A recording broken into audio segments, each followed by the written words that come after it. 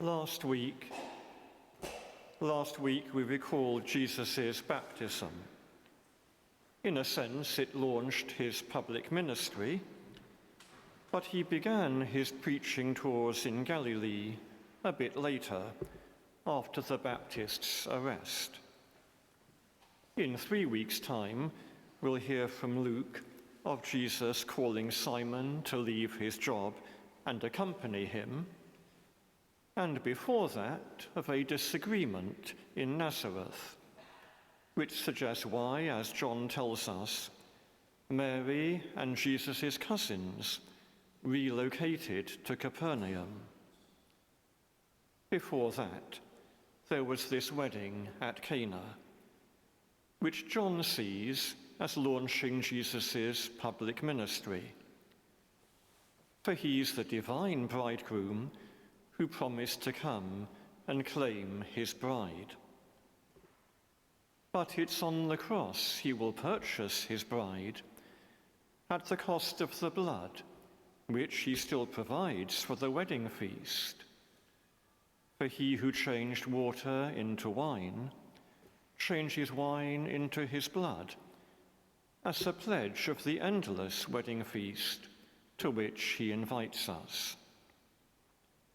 The sign at Cana points forward to the great sign, the ultimate revelation of God, Jesus' sacrifice. Jesus is both the divine Word who refashions fallen humanity and the new Adam, the pattern for redeemed humanity to follow. So, of course, a new Eve must accompany him. In Genesis, the first Eve receives her human flesh from the first man, who names her woman. The new man derived his human flesh from Mary, so that he might belong to the family he came to redeem. So, at Cana, he names her woman. As the first Eve launched the first Adam into sin, so at Cana, the new Eve launches the new Adam on his redeeming course. In the heights of his human mind, Jesus knew his Father. This could not be by concepts. God transcends all concepts. Jesus knew his divine identity, could see the whole sweep of his mission, yet needed to draw out from that vision and translate into concepts what he must speak and exactly what he must do. He did so in prayer. He was also sensitive to signs.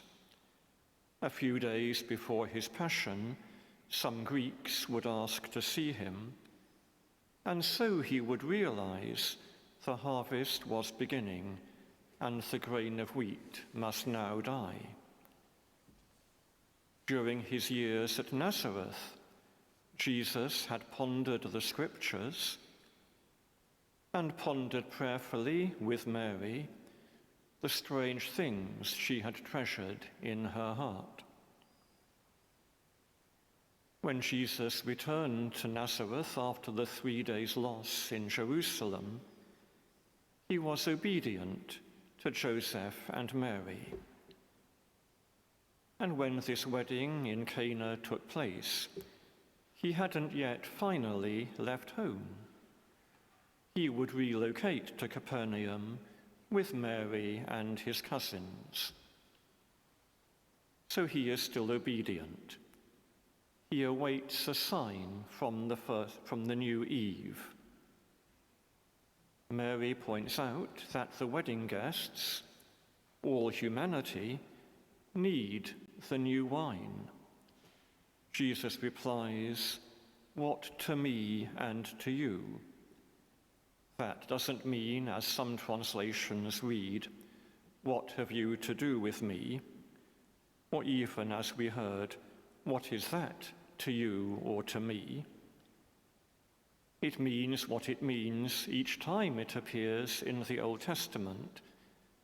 Why are you running me into danger?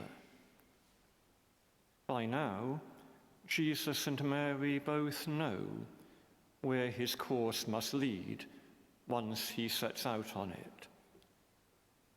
And so he asks a further question. There was no punctuation when John's Gospel was written. We must guess from tone of voice that he asks, "My hour has not yet come, has it?" But it is approaching.